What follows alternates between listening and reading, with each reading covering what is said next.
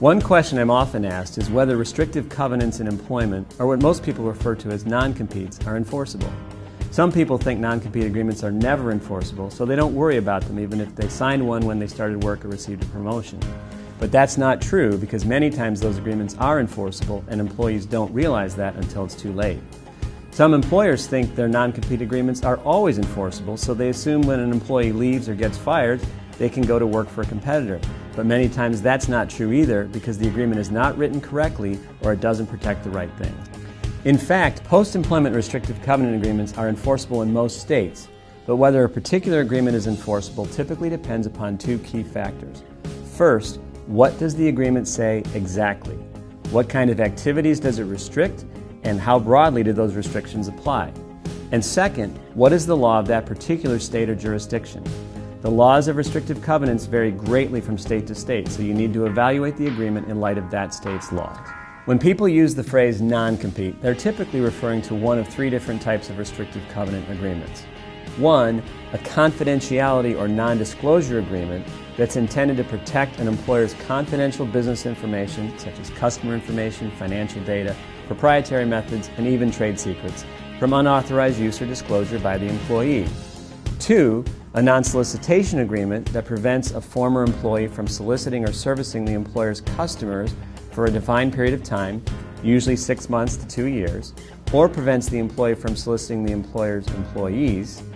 And three, a traditional non-compete agreement that prevents a former employee from working for a competitor or engaging in certain types of competitive activity in a defined geographic area over a specified period of time, again usually from 6 months to 2 years, although sometimes longer. In determining whether a particular covenant is enforceable, the courts in most states typically consider two things. First, what is the employer's protectable business interest? If there isn't a protectable interest, the agreement will not be enforced. This can include things like the employer's confidential business information, trade secrets, its customer goodwill, and its investment in training and business development. Second, are the restrictions on the employee broader than necessary to protect those same business interests? If the restrictions are too broad and unreasonably prevent the former employee from earning a living, then the agreement may not be enforceable. When looking at these different types of agreements, courts tend to enforce confidentiality agreements because those agreements protect the employer's confidential business information.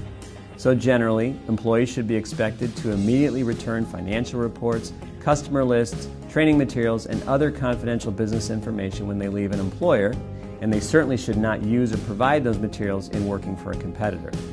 Courts also tend to favor non-solicitation agreements that focus on preventing employees from soliciting or servicing the customers they supported on behalf of their former employer. Again, employers have strong business interests in protecting those relationships, so agreements that prevent that type of activity for a reasonable period of time after employment ends can often be enforced.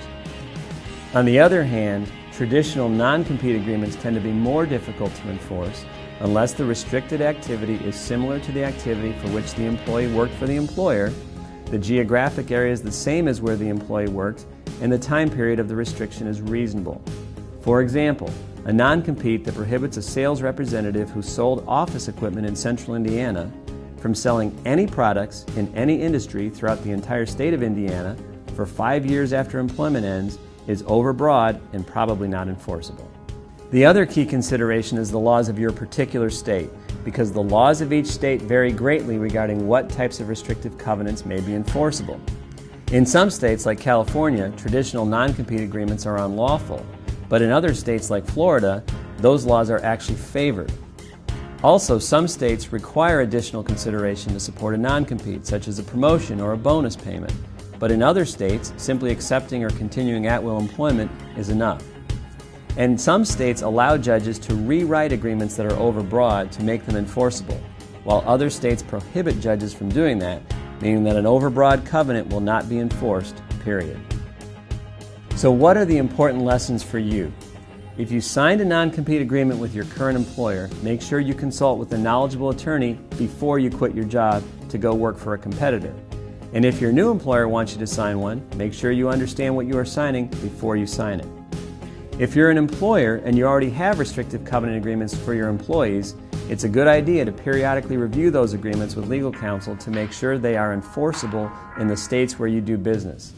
And if one of your employees leaves to work for a competitor, consult with experienced counsel who can advise you on the best approach to seek enforcement of the agreement to make sure your business interests are protected. Are non-compete agreements in employment enforceable? It depends on many factors, so make sure you understand the law before you make a decision that could hurt your livelihood or your business.